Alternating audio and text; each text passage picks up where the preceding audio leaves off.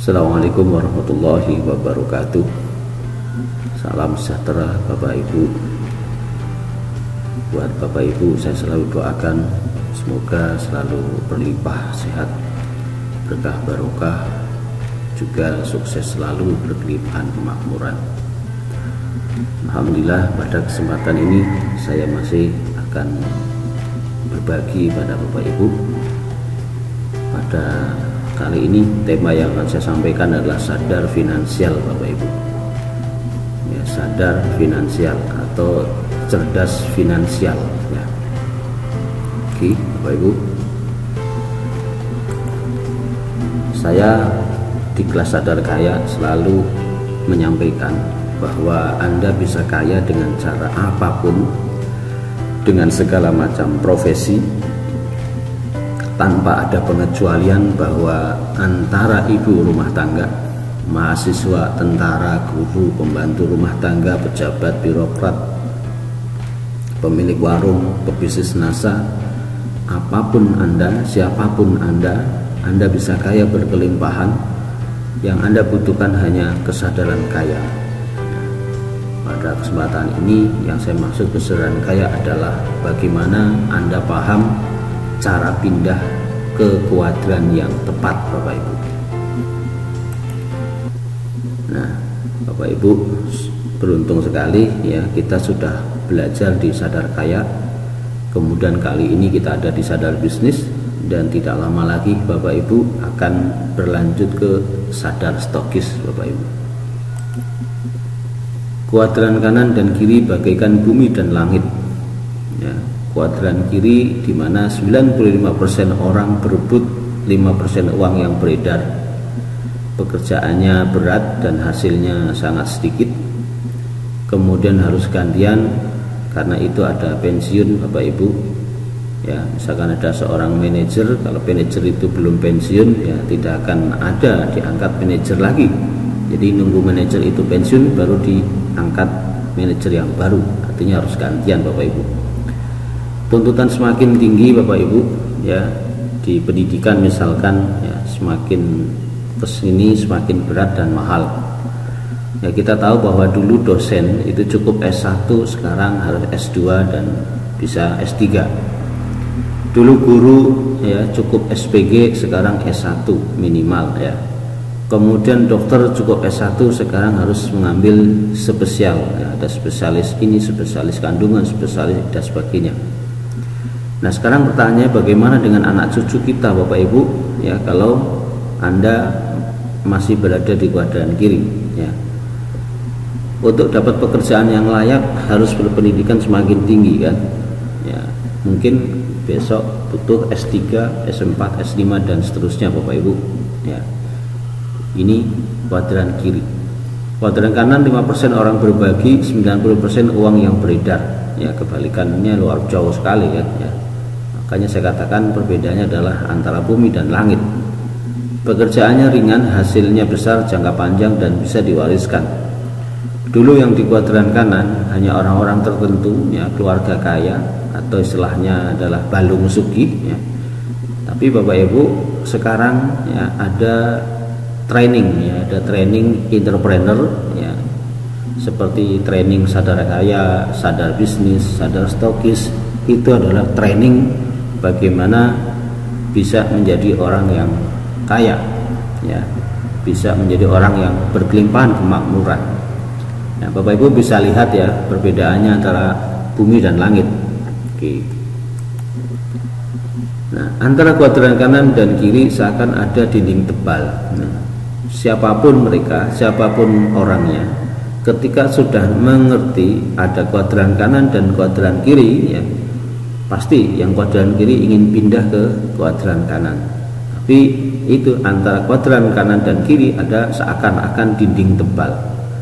Dinding tebalnya apa, Bapak Ibu? Nah, ini kebanyakan mereka ingin nyebrang ke kuadran kanan tapi sulit menembus. Ya, kenapa? Orang yang kuadran kiri mau ke kanan kok sulit sekali? Ya, karena masih berpola pikir instan, ingin cepat kaya, ingin cepat dapat uang, ya, mudah terpikat model fast track. Itu kalau model-model money game itu senang sekali, ya. pengen cepat ya, hasilnya pengen cepat dapat banyak ya, kemudian investasi langsung dapat berlipat-lipat ya, kepengennya cepat investasi berlipat-lipat. Maka di Indonesia itu orang-orang yang kayak taat pribadi, penggandaan uang itu cepat atau laris itu ya, laku itu. Membangun bisnis langsung ingin hasil ya, tidak siap atau tidak mau belajar ya, padahal dulu ya betah sekali dia 17 tahun ya Bapak Ibu sekolah ya, SD, SMP, SMA minimalnya ya, udah berapa itu ya, 12, kemudian kuliah 4 tahun, 17 tahun. Tidak memiliki mentor Bapak Ibu. Ini penyebabnya kenapa kuadran kiri sulit sekali pindah. Karena itu kalau Bapak Ibu ingin ke kuadran kanan, maka Bapak Ibu harus memiliki sifat atau karakter ya, yang bisa menembus dinding tebal itu. Apa karakter yang bisa menembus dinding tebal itu? Yang bisa menembus adalah positive thinking ya, positive thinking, sadar kaya ya, membuka diri terhadap informasi sehingga dapat menganalisa berdasarkan data yang tepat, tidak a priori, tidak masa bodoh dengan hal-hal yang baru, berhasrat sekali untuk merubah cara kerjanya, mengikuti apa kata mentor ya, tidak berpikir instan, mau belajar mengikuti pendidikan sadar kaya, sadar bisnis, sadar stokis ya. Disiplin dalam tahapan-tahapan membangun bisnis Bapak Ibu. Nah, kalau Bapak Ibu memiliki karakter ini, saya yakin, saya pastikan Bapak Ibu bisa pindah ke kuadran kanan. Nah, jadi setelah Bapak Ibu sudah memiliki karakter ya, mental positif, sadar kaya ya, Bapak Ibu jangan berlama-lama di kuadran kiri ya. Rencanakan mulai sekarang berpindah ke kuadran kanan. Kalau Anda sekarang ada di kuadran kiri, baik employer dan ya, self employer, maka pindahlah ya, business owner ya, bisnis yang punya sistem, bisnis yang sudah memiliki sistem, tinggal Bapak Ibu praktekkan saja. Nah, setelah itu baru Bapak Ibu ya, nambah investor ya. Jadi business owner atau bisnis bersistem, sistem yang bekerja untuk Anda, sementara investor adalah uang yang bekerja untuk Anda. Oke. Cara pindah kuadran secara lama yaitu usaha sendiri Bapak Ibu, dari pegawai menjadi wirausaha, dibangun sistemnya menjadi bisnis yang berjalan, lalu menjadi investor.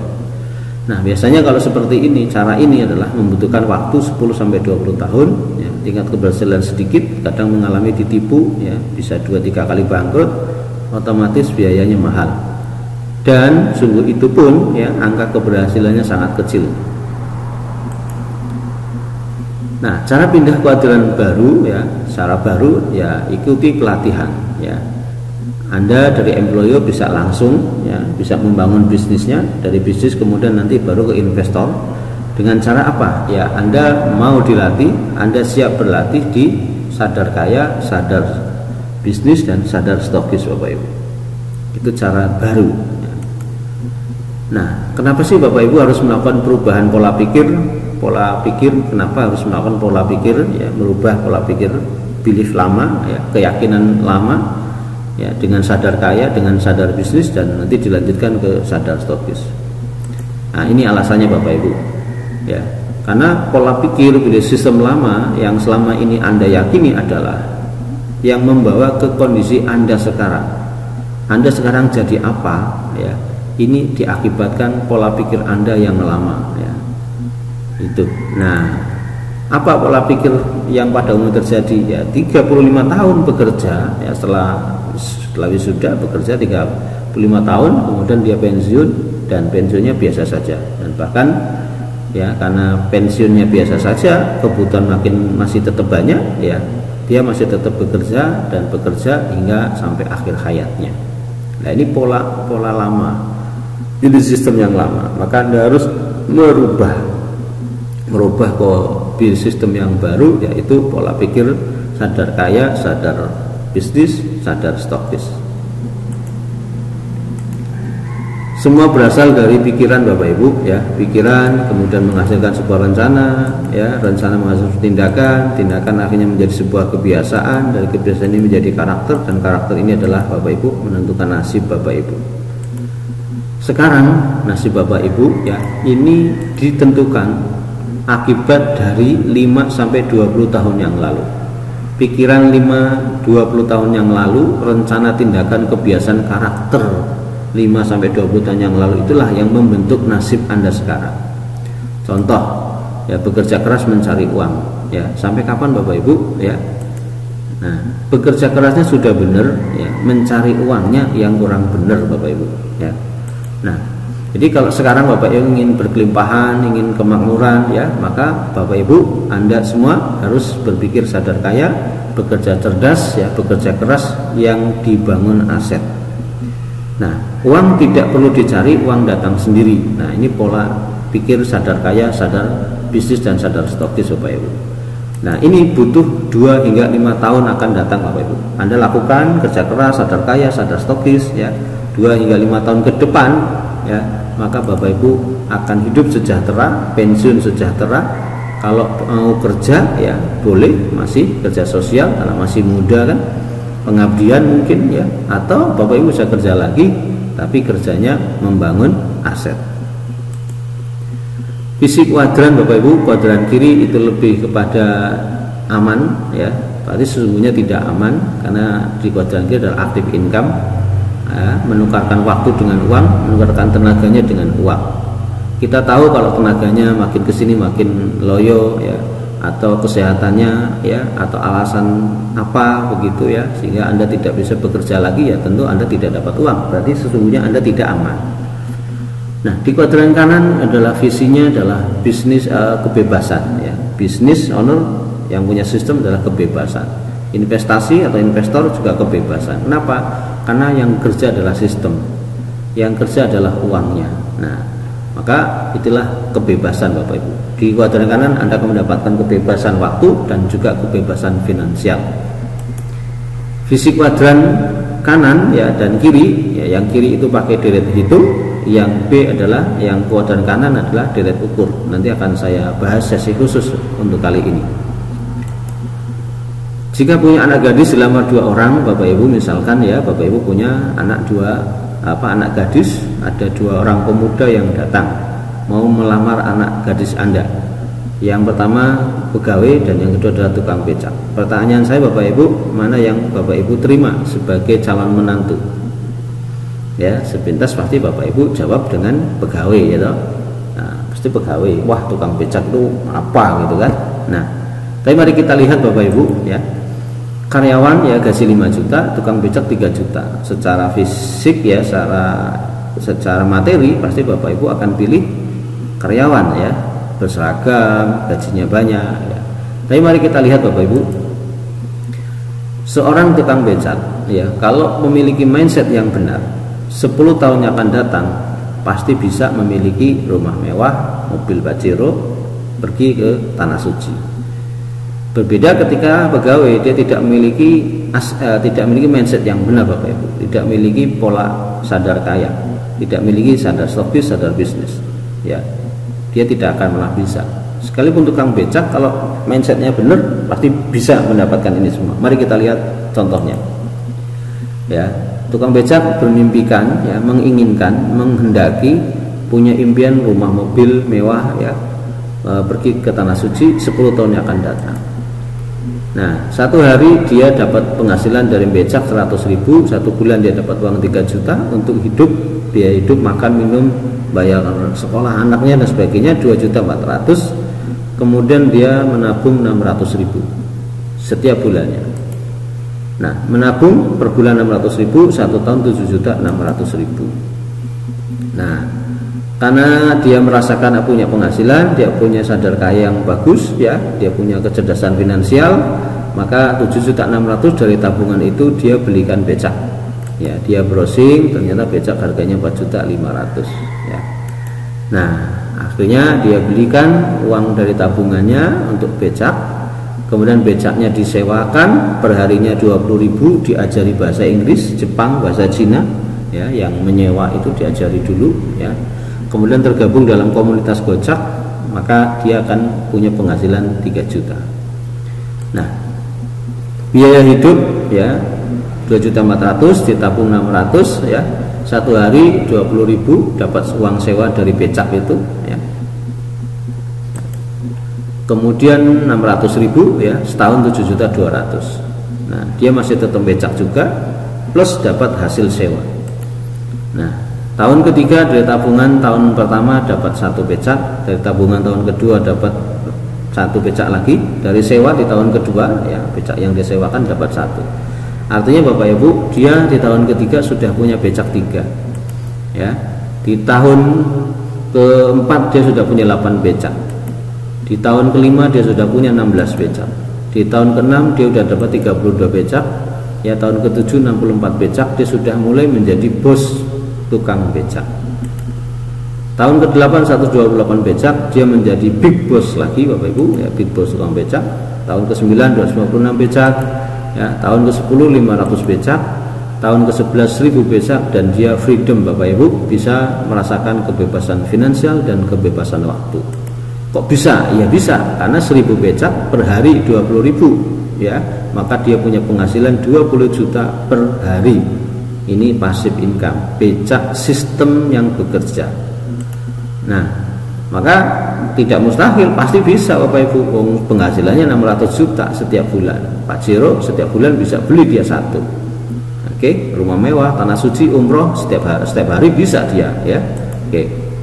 Semua orang punya kesempatan yang sama untuk menjadi miliarder, semua orang mampu untuk mencapainya jika sudah berada pada kuadran yang tepat. Ini beliau yang menyampaikan, seorang miliarder di bisnis NASA. Beliau Bapak Dr. Andes Muhammad Asanto Ali, salah satu mentor saya Bapak Ibu. Nah Bapak Ibu, penghasilan passive income bisa diwariskan. Dari mana? Nah ini kuadran kiri, misalkan ini Anda ya, Anda bekerja menjadi seorang pegawai. Nah kalau anak Anda ingin jadi pegawai, tidak bisa langsung jadi pegawai, dia mulai dari bawah, merintis lagi karirnya dari bawah. Anak cucu Anda apalagi. Nah berbeda di passive income ya. Passive income Anda merintis dengan sistem, kemudian jalan bisnisnya ya. Anda mau berhenti alasan pensiun, atau Anda mau jalan-jalan, atau istilahnya Anda mau berhenti begitu, anak Anda tinggal meneruskan Bapak Ibu, tidak harus dari bawah lagi, terus begitu. Cucu Anda juga begitu. Itulah passive income, penghasilan yang bisa diwariskan. Baik Bapak Ibu, demikian yang bisa saya sampaikan. Ini adalah masalah belajar terbukunya Sadar Kaya ya. Kalau sudah terbuka pola pikirnya, terbuka sadar kaya, sadar bisnis, sadar stokis ya, maka Bapak Ibu untuk merubah kehidupan Bapak Ibu menjadi lebih baik itu sangat bisa Bapak Ibu, sebagaimana tukang becak tadi. Mohon maaf Bapak Ibu jika ada salah kata. Terima kasih. Assalamualaikum warahmatullahi wabarakatuh.